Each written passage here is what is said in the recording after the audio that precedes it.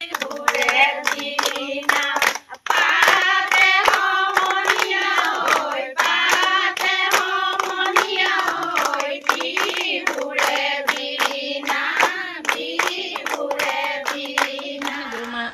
আৰু বৰমাই মোক লৈ গৈছিল তেখেতলোকক মই বহুত বহুত ধন্যবাদ জনাইছোঁ আৰু স্বামী ঘৰৰ সকলোকে মই আৰু স্থানীয় বাসী আছে সকলোৱে ইমান ধুনীয়াকৈ মোক সন্মান মৰম আৰু আশীৰ্বাদ দিছে গতিকে মই এইটোৱে বিচাৰোঁ যে আগন্তুক দিনত মই আৰু ভাল কৰিব বিচাৰোঁ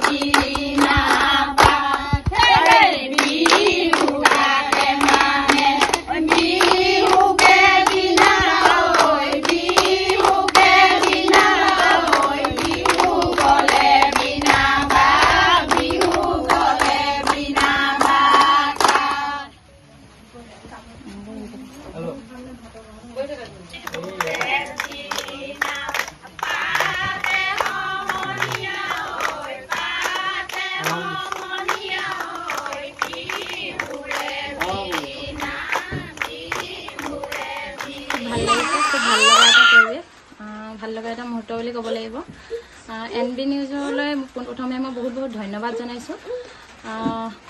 যেতিয়া মই বিহুতি বোৱাৰীৰ বিষয়ে গম পাইছিলোঁ ছিজন 1ৰ পৰাই গম পাইছিলোঁ কিন্তু বিশেষ অসুবিধাৰ কাৰণে পৰিস্থিতিৰ কাৰণে মই সেই বৰ্ষত প্ৰথম বৰ্ষত মই যাব নোৱাৰিলোঁ কিন্তু মই ভাবি আছিলোঁ মনতে যে মই দ্বিতীয় বৰ্ষত নিশ্চয় যাম আৰু চেষ্টা কৰি যাম যিমান পাৰোঁ মোৰ নিজৰ প্ৰতিভা মই দেখাবলৈ আৰু ঠিক তেনেদৰে মই যেতিয়াই খবৰটো পালোঁ আৰু মই অনলাইন যোগে মই মোৰ ভিডিঅ' পঠিয়াইছিলোঁ আৰু তাত মই চিলেকশ্যন হ'লোঁ যেতিয়া তেখেতলোকে ফোন কৰিলে যে তুমি চিলেকশ্যন হৈছা মেগাৰ অডিশ্যনৰ কাৰণে আহিব লাগিব তেতিয়া মই ঘৰতো জনাইছিলোঁ মোৰ স্বামী ঘৰ যিহেতু মই ভাবিলেই নহ'ব এতিয়া বৰ্তমান বোৱাৰী হোৱাৰ পাছতো সকলোৱে গম পায় কেনেকুৱাখিনি পৰিস্থিতি হয় বা সকলোৱে হয়তো বিচাৰিবও পাৰে এইটো নিবিচাৰিবও পাৰে গতিকে মই মোৰ প্ৰথমতে হাজবেণ্ডক কৈছিলোঁ তেখেতে একো বাধা কৰা নাছিল তেওঁ মোক প্ৰথম বৰ্ষতে যাবৰ কাৰণে কৈছিল কিন্তু মোৰ স্বামী যিহেতু ভাৰতীয় সেনাবাহিনীত ইণ্ডিয়ান আৰ্মি তেওঁ কৰ্মত থকাৰ কাৰণে অলপ ময়ো তেতিয়া তেওঁৰ লগতে আছিলোঁ গতিকে আমি তেতিয়া অলপ অসুবিধা হ'ল আহিব নোৱাৰিলোঁ সেই বৰ্ষত বিশেষকৈ এই বৰ্ষত মোক তেওঁ যথেষ্ট উৎসাহ আৰু আগ্ৰহ হেঁপাহ মানে আছিল যিহেতু মোৰ সেইকাৰণে তেওঁ মোক যথেষ্টখিনি এই ক্ষেত্ৰত বিহুৰ ক্ষেত্ৰত আগবঢ়াই দিছে আৰু ঠিক তেনেদৰে স্বামী ঘৰৰ মানুহ সকলোৱে মাহঁত হওক বা সকলো পৰিয়ালবৰ্গই তেওঁলোকো মোক একো বাধা কৰা নাই আৰু ঠিক পৰিয়ালৰ যথেষ্ট সহায় সহযোগিতা হৈছে আৰু কষ্টও কৰিছোঁ ধৰক তেনেদৰে আৰু মোৰ 11মহীয়া সন্তানটি লৈ গৈছোঁ মই আৰু জানে এগৰাকী কেঁচুৱাৰ মাতৃ বুলি ক'লে কেনেকুৱাখিনি আচলতে পৰিস্থিতি হয় তাৰ মাজতে মই খুব কষ্টও হৈছিল খুব এটা কঠিন আৰু টাফ আছিল এইবাৰ প্ৰতিযোগী তেনেদৰে হৈছিল আপোনাৰ প্ৰায় 300-350 প্ৰতিযোগীৰ মাজৰ পৰা আৰু মই যে আহি আজি এইটো পৰ্যায়ত পালোহি মানে এইটো খিতাপ NB নিউজৰ ছিজন 2ৰ খিতাপ পাবলৈ সক্ষম হ'লোঁ গতিকে মই বহুত সুখী আৰু খুব ভাল লাগিছে গাড়ী এখন লাভ কৰিছে গাড়ী এখন পাইছোঁ প্ৰাইজ ৰূপে আৰু অভিজ্ঞতা কেনেকুৱা অভিজ্ঞতাটো কি ক'ম আৰু ভাষাৰে প্ৰকাশ কৰিব নোৱাৰা আৰু খুব ভাল লগা আৰু ইয়াতকৈ কি লাগে নহয় জানো আৰু মই মোৰ মা দেউতা ঘৰখনৰ বিষয়ে ক'ব লাগিব আচলতে মই সৰুৰে পৰা মই যেতিয়াৰ পৰা জানিছোঁ প্ৰায় 3-4 বছৰ বয়সৰ পৰাই মোক মা দেউতাই এখন মঞ্চত যি কৰি মই ভাল পাওঁ তেখেতলোকে মোক আগবঢ়াই দিছিল তেতিয়াৰ পৰা মোৰ মা দেউতাই যথেষ্টখিনি কষ্ট কৰিছিল মোক বুলি নহয় মোৰ বাইদেউ আছে মোৰ ঘৰত আমাৰ ঘৰত বাইদেউ আৰু মই আছিলোঁ মই সৰু হয় আৰু মা দেউতাই যথেষ্টখিনি কষ্ট কৰিছিল আৰু সেই তেতিয়াই তেওঁলোকে যদি এই মানে সাংস্কৃতিক দিশটো যদি মোক আগবঢ়াই নিদিলে হয় আজি এই পৰ্যায়ত মই নহ'লো হয়। তেওঁলোককো মই ইয়াৰ পৰা যদিও মোৰ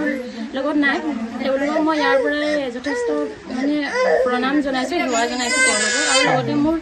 দেউতাৰ ঘৰৰ বৰদেউতা তেখেতলোকো যেতিয়া মোৰ আগতে যেতিয়া মই অনুষ্ঠান কৰিছিলোঁ মা দেউতা কেতিয়াবা বিশেষ অসুবিধাৰ কাৰণে যাব নোৱাৰিছিল, কিন্তু সেইটো সময়ত মোৰ দেউতা বৰ্তা আৰু মোৰ বৰমাই যথেষ্টখিনি মোক সহায় কৰিছিল। ক'ব লাগিব মোৰ বৰ্তা এজন টিচাৰ হয়, তেখেতে নিজৰ ডিউটিৰ লগতে মোক যোনদিনাখিনি মোৰ মা দেউতাই মোৰ প্ৰগ্ৰেমত যাব নোৱাৰে সেইদিনাখিনি বৰ্তা আৰু বৰমাই মোক লৈ গৈছিল। তেখেতলোকক মই বহুত বহুত ধন্যবাদ জনাইছোঁ। আৰু চালিংঘৰৰ সকলোকে মই আৰু স্থানীয় বাসী আছে সকলোৱে ইমান ধুনীয়াকৈ মোক সন্মান মৰম আৰু আশীৰ্বাদ দিছে। গতিকে মই এইটোৱে বিচাৰোঁ যে আগন্তুক দিনত মই আৰু ভাল কৰিব বিচাৰোঁ, কৰিবলৈ চেষ্টা কৰিম। উঠি অহা নৱপ্ৰজন্ম যিমানখিনি পাৰোঁ মই বিহুৰ লৈ আৰু বিহু যিহেতু আমাৰ জাতীয় উৎসৱ গতিকে মই ধৰি ৰাখিব চেষ্টা কৰিম আৰু সকলো বিহুক লৈ এক হ'লেহে আমি এই আমাৰ জাতীয় উৎসৱটোক আমি এক কৰি ৰাখিব পাৰিম। গতিকে সেয়াই আৰু গম পাইছে অলপ আৱেগিক হৈ পৰিছোঁ আচলতে। আৰু বোৱাৰীসকলৰ বাবে এইটোৱে কওঁ যে NB নিউজে ইমান ধুনীয়া এখন মঞ্চ দিছে, খুব সুন্দৰ এখন প্লেটফৰ্ম দিছে। আৰু এটা ক'ব লাগিব যে আজিৰ যুগত বোৱাৰী হোৱাৰ পিছত আগৰ যিটো যুগ আছিলে তেতিয়া আছিলে কি বোৱাৰী আৰু শাহুৰ মাজত কিছুমান পাৰ্থক্য দেখা যায়, কিন্তু NB নিউজে সেই এতিয়াৰ যিটো মানে পাৰ্থক্য আছিলে কিছুমান দেখা যায় সেইটো এতিয়া নাইকিয়া হৈছে। বোৱাৰী আৰু শাহুৰ মাজত খুব এটা ভাল সম্বন্ধ হৈছে, খুব ভাল এটা মানে ৰিলেশ্যন দেখা গৈছে। NB নিউজে ভাল এটা পদক্ষেপ গৈছে। মই NB নিউজক বহুত বেছি ধন্যবাদ জনাইছোঁ আৰু সমূহ কৰ্মকৰ্তালৈ মই তেওঁলোকক বহুত বহুত ধন্যবাদ জনাইছোঁ। আৰু আগন্তুক দিনত বিহুৱতী যিসকলে বিহুৰ প্ৰতি আগ্ৰহ তেওঁলোক নাচিব বিচাৰে সকলোৱে ওলাই আহক, বিহুৱতী বোৱাৰী জইন কৰক আৰু খুব ধুনীয়া খুব সুন্দৰ এখন মঞ্চ, খুব ভাল লাগিব। ধন্যবাদ জনাইছোঁ।